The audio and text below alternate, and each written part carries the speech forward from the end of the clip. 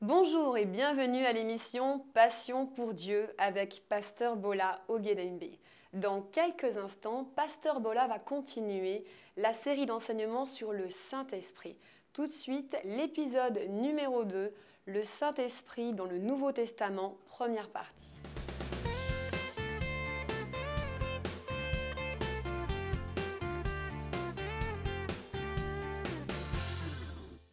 Dieu le Saint-Esprit. Dieu qui est avec nous aujourd'hui sur la terre. Nous avons vu dans la séquence précédente le fait qu'il y a eu une promesse, et cette promesse donnée à plusieurs reprises, d'une nouvelle ère, de l'action du Saint-Esprit, où les choses allaient changer, où la dimension de cette action allait être différente. Là où il y avait quelques individus, là où il y avait des prophètes uniquement, là où il y avait des rois, là où il y avait des leaders, maintenant ce sera sur toute chair. Ce sera sur tous les êtres humains. Ce sera sur chaque homme, chaque femme qui laisse Dieu agir en lui et à travers lui. Et ça, c'est quelque chose d'extraordinaire. Mais il y a une période que moi j'appelle de transition. Et cette période de transition, c'est justement la période clé qui nous permet d'arriver à cette ère nouvelle. Et cette période clé, c'est la venue de Jésus. Pendant une période de 400 ans, plus ou moins, entre les deux testaments, nous n'avons pas de témoignage de l'action du Saint-Esprit, mais nous savons que puisqu'il est Dieu, il a dû continuer à agir. Et qu'est-ce qui s'est passé? Il s'est passé qu'un jour, un homme était dans le temple, un prêtre, en train d'exercer son mandat. Et cet homme a vu un ange. Et l'ange lui a annoncé qu'il allait avoir un enfant. Et que cet enfant sera rempli, Luc chapitre 1, verset 15, sera rempli de l'Esprit Saint dès le sein de sa mère. Et l'homme qui a eu la vision s'appelait Zacharie. Et l'enfant, Jean-Baptiste. La plupart des gens ont entendu parler de Jean-Baptiste, ils ont entendu parler de Jésus, ils ont aussi entendu parler de Jean-Baptiste dans la foulée. Eh bien, Jean-Baptiste était celui qui devait précéder Jésus. Et il semblait que tout le monde commençait à être rempli du Saint-Esprit. Jean-Baptiste, sa mère, son père. Mais ce qu'il y avait de très intéressant, c'est qu'un jour, après l'annonce à Zacharie de la naissance de son fils, une jeune femme a eu la visite d'un ange. Et cet ange lui a annoncé qu'elle allait avoir des enfants, un enfant. Et cette jeune femme était toute étonnée. Elle a dit, mais je ne suis pas mariée. Vous comprenez? Elle avait quand même des notions assez claires en matière de biologie. Elle savait qu'il faut que ce soit par l'alliance entre un homme et une femme qu'un enfant naisse. Et donc, elle a exprimé son étonnement. Eh bien, l'ange lui a répondu. Et ce que l'ange lui a dit est ce qui a marqué le tournant. Ce qui a marqué cette période de transition. Ce qui a rendu possible toute cette nouvelle ère du Saint-Esprit que nous vivons aujourd'hui. Et nous allons y arriver, cette nouvelle ère du Saint-Esprit que nous vivons aujourd'hui, pour que nous comprenions réellement qui est le Saint-Esprit et qu'est-ce qu'il veut faire avec nous dans nos vies aujourd'hui. L'ange a répondu ceci. Écoutez bien. Le Saint-Esprit viendra sur toi et la puissance du Très-Haut te couvrira de son ombre. C'est pourquoi le Saint-Enfant qui naîtra de toi sera appelé Fils de Dieu. Extraordinaire. La conception de Jésus, parce que c'est de ça qu'il s'agit. La conception de Jésus sur la terre a été opérée par l'intermédiaire de Dieu, le Saint-Esprit. Quelle merveilleuse préscience de Dieu. Quel plan extraordinaire. Le Saint-Esprit est celui par lequel Jésus a été amené à l'existence sur la terre. Est-ce que vous commencez à prendre conscience de la dimension de l'action du Saint-Esprit et de l'importance du Saint-Esprit et de son rôle? Nous l'avons vu à la création, nous l'avons vu agir à travers différents individus, communiquer sa pensée à différents individus. Nous l'avons vu derrière la composition des Écritures dont nous disposons aujourd'hui. C'est poussé par l'Esprit que les hommes ont parlé de la part de Dieu. Et maintenant, nous le voyons comme celui qui a amené à l'existence l'homme Jésus. Parce que Jésus, comme il nous est dit dans l'épître aux Philippiens, a laissé sa gloire céleste et il s'est fait moins qu'un serviteur. Il s'est humilié, il est devenu un être humain. Hébreu nous explique qu'il a participé de la chair et du sang. D'autres termes, il est devenu un être humain parce que nous sommes des êtres humains. Et c'est pour nous qu'il est venu. Donc, il est devenu un être humain. Et pour qu'il devienne un être humain, il fallait que le Saint-Esprit intervienne. Le Saint-Esprit viendra sur toi. Et la puissance du Très-Haut te couvrira de son ombre. C'est pourquoi le Saint-Enfant qui naîtra de toi sera appelé le Fils de Dieu. Et c'est exactement ce qui s'est produit. La conception de Jésus a été faite par l'intermédiaire du Saint-Esprit. Et quand Jésus allait commencer son ministère, nous voyons encore le Saint-Esprit à l'œuvre. Ce que nous sommes en train de faire, c'est une sorte d'historique. Nous sommes en train de retracer ce que la Bible nous dit au sujet de Dieu le Saint-Esprit. Nous avons vu cela dans la série que nous avons faite sur Jésus, par exemple. Nous avons commencé à la Genèse. Nous avons accompagné cette histoire merveilleuse de l'Évangile, ou nous l'avons suivi plutôt, cette histoire merveilleuse de l'Évangile, jusque dans la Nouvelle Alliance quand Jésus est venu et nous avons vu ce que Jésus a accompli. Maintenant, nous sommes en train de faire la même chose avec le Saint-Esprit. Et c'est le Saint-Esprit donc qui a amené Jésus au monde, mais c'est le Saint-Esprit qui l'a équipé pour servir, pour faire son ministère, parce que Jésus avait laissé ses prérogatives divines. Et la Bible nous dit dans Actes 10, 38, vous connaissez peut-être ce verset, il est question de la manière dont Dieu a oint d'esprit et de puissance Jésus de Nazareth, qui allait partout faisant du bien et guérissant tous ceux qui étaient opprimés par le diable, car Dieu était avec lui. Le signe de la présence de Dieu avec lui, c'était la présence du Saint-Esprit avec lui. Et c'est parce que le Saint-Esprit est venu sur lui qu'il était en mesure de faire tous ces miracles qu'il a fait quand il était sur la terre. C'est extraordinaire. Est-ce que vous voyez un petit peu l'importance du Saint-Esprit et le rôle capital qu'il joue?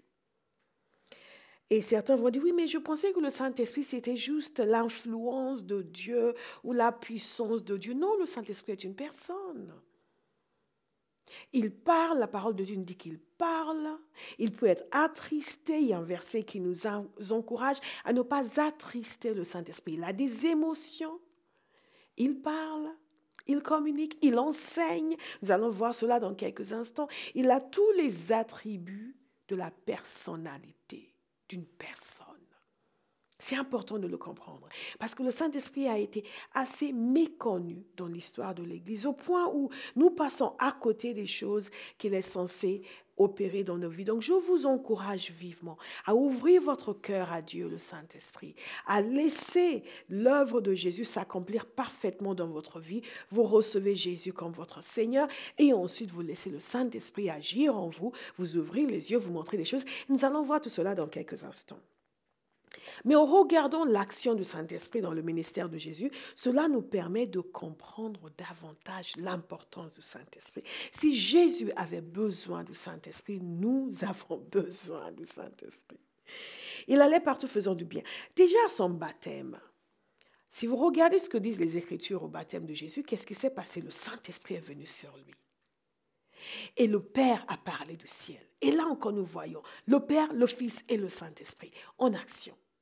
Et quand le Saint-Esprit est venu sur lui, le Saint-Esprit l'a conduit par la suite, l'a conduit dans le désert pour y être tenté par le diable. Le plan de Dieu, ce que Dieu le Père avait conçu dans sa préscience, dans sa sagesse, était maintenant en train d'être accompli par le Fils avec l'aide, l'accompagnement et la puissance du Saint-Esprit. Dieu est extraordinaire. Dieu était capable d'opérer tout cela pour l'humanité et il est capable d'opérer dans votre vie.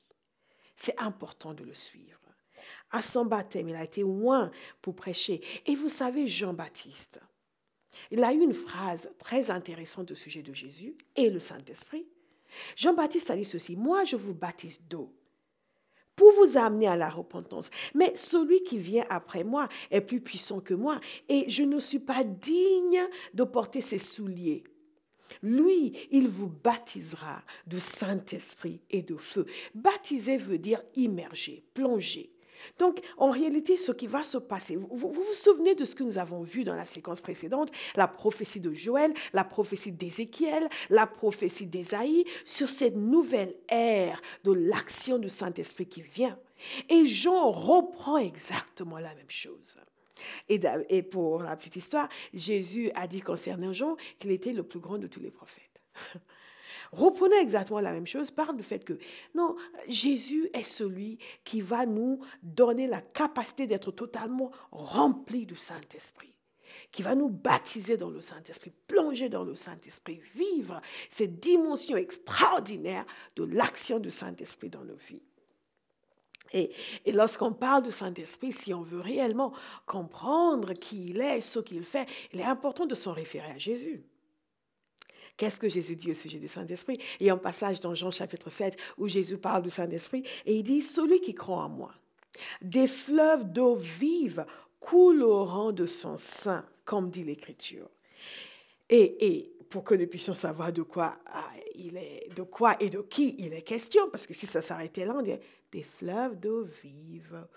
Ça veut dire quoi ça? Des fleuves d'eau vive. On pourrait se mettre à faire 30 jours de jeûne pour comprendre. Mais Jésus nous a donné la possibilité de comprendre parce que celui qui a écrit l'évangile, l'apôtre Jean, répond tout de suite. Il dit cela de l'Esprit que devaient recevoir ceux qui croiraient en lui. Waouh! Car l'Esprit n'était pas encore, parce que Jésus n'avait pas encore été glorifié, de son vivant. Mais ça ne s'arrête pas là, cette promesse du Saint-Esprit. Nous voyons l'action du Saint-Esprit dans la vie de Jésus, les guérisons, les miracles, la puissance de Dieu manifestée. Partout où Jésus allait, les gens couraient pour être guéris.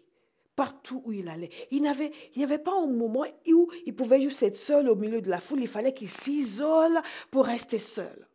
Parce que sinon, les gens étaient constamment autour. Il est retourné dans sa ville de Capernaum, il était dans la maison s'était remplie. Les gens ont entendu dire qu'il était là. La maison s'était remplie parce qu'il les enseignait et parce qu'il les guérissait par la puissance du Saint-Esprit. L'action extraordinaire du Saint-Esprit. Et Jésus a dit au sujet du Saint-Esprit, nous allons lire cela ensemble dans Jean chapitre 14 parce que c'est très important. Qui est le Saint-Esprit? Est-ce que le Saint-Esprit est juste une influence? Est-ce que le Saint-Esprit est une puissance simple? Est-ce qu'il est une personne? Est-ce qu'il est Dieu? Comment est-ce que Jésus parle de lui? Dans Jean 14, verset 15, avant de quitter la terre, Jésus s'adresse à ses disciples, ces gens qui l'ont accompagné pendant 3 ans. Ces gens qui l'ont suivi, ces gens qui ont étudié auprès de lui, ces gens qui ont vu les choses extraordinaires, ces gens qui étaient tellement fiers d'être les amis du Maître et maintenant sentent que la fin est proche et qu'il va les quitter et qui ne comprenaient pas très bien ce qui se passait, mais qui préféraient nettement que Jésus reste. Jésus leur dit au verset 15, « Si vous m'aimez, gardez mes commandements. » Au verset 16, « Et moi, je prierai le Père, et il vous donnera un autre consolateur, afin qu'il demeure éternellement avec vous. L'Esprit de vérité que le monde ne peut recevoir, parce qu'il ne le voit point. Mais vous le connaissez, car il demeure avec vous et il sera en vous. Je ne vous laisserai pas orphelin, je viendrai à vous. » C'est très intéressant ce qu'il dit. Je ne vous laisserai pas orphelins, je viendrai à vous. Ce que Jésus est en train de leur dire ici, c'est que le Saint-Esprit qui allait venir, allait jouer auprès d'eux le même rôle que Jésus a joué. Je vous donne un autre consolateur. Le mot grec qui est traduit consolateur est le mot paraclet. Et ce mot paraclet, pour bien le comprendre en français ou dans nos langues latines, il faudra ajouter quelques descriptifs, quelques autres éléments qui nous permettent de mieux saisir de quoi il s'agit. Le paraclet, c'est celui qui console, c'est celui qui fortifie, c'est celui qui est à nos côtés, qui nous accompagne. C'est tout ça qui est dans le sens du mot paraclet. C'est celui qui nous aide à prier.